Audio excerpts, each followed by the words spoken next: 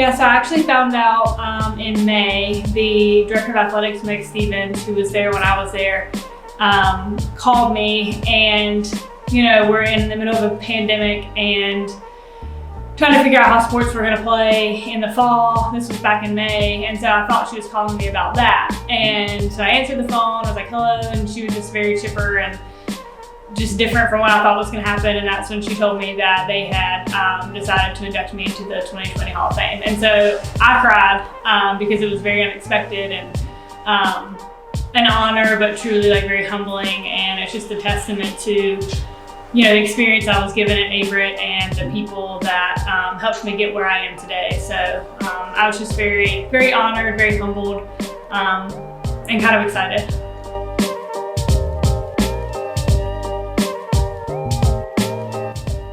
I think specifically about volleyball, there's a lot I can say about my experience just as a student athlete at Averett, but I think specifically for volleyball, it was my teammates, and we really found a groove, I think, starting to go into my junior year of everyone on the team was, wanting one certain goal, and that was to win a championship, and just to feel that camaraderie and that team culture was awesome. I think the other big thing is winning.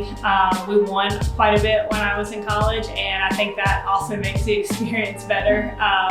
And so that's something that I've tried to bring here is, the same type of team culture, but also winning culture, because winning's fun. I hate to lose more than I love to win. So that was a big part of having a good experience at Averett. Yeah, I learned, and everyone knows volleyball's a team sport, but I learned how important it is. I can't set the ball without the pass. The hitter can't get the kill or even swing without the set. But I really learned the importance of being able to do your job, but also push your fellow teammates around you to make them better. We had a really special connection, I think, my junior and even my senior year, where we could be very honest with each other and push each other and let each other know when, hey, I need you to be better, or I need you to do this for me, and be able to take it as constructive criticism versus, oh, why is she saying that to me? And I think that's a really special bond to find in a team.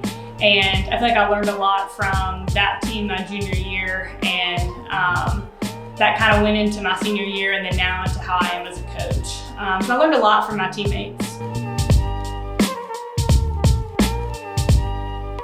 Yeah, so obviously a lot of those players, even my freshman and sophomore year, I was lucky enough to have some upperclassmen that kind of took me under their wing to help mold me into the player that I was. And then obviously the team my junior year, and then even my senior year, where I was playing with 9 freshmen and some other upperclassmen. We were a very heavy freshman team. But then I also had obviously Danny Miller and Sarah Hodges, who used to be quarter at the time. Danny Miller was one of those coaches that always pushed you. He was very honest, he was very blunt. If you weren't practicing well, he'd pull you into the office and be like, yeah, you're just not doing well, or I need more from you. And I tend to do that now as a coach, specifically with your leaders and your upperclassmen and your captains. It's, being able to be honest with them and know that I'm expecting more from them.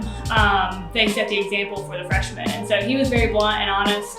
I got a lot of timeouts called for me specifically. He would call a timeout, send the rest of the team over to the side, and then it would be a timeout just for me. So I've got quite a few of those, especially early on in my career. But I think it taught me a lot, and it showed that he cared and he knew what he could get out of me and believed in me. And so I think that was a big push for the reason why I'm sitting here, about to be inducted in the Hall of Fame anyway.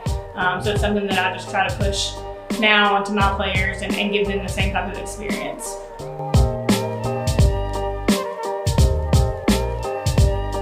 I don't know how they'll remember me, but I think I'll be remembered as someone who, like I said earlier, hates to lose more than they love to win, but was also a very fierce competitor. And someone who, I tell my girls now to play with a chip on your shoulder.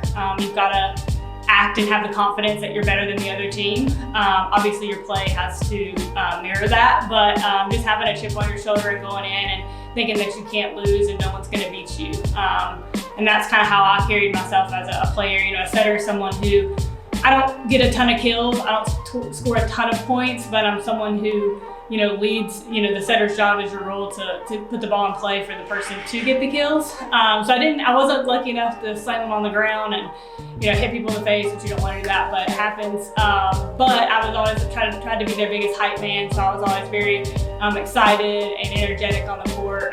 So I hope I left, or people remember me as someone who's a very fierce competitor that had a lot of passion for the sport.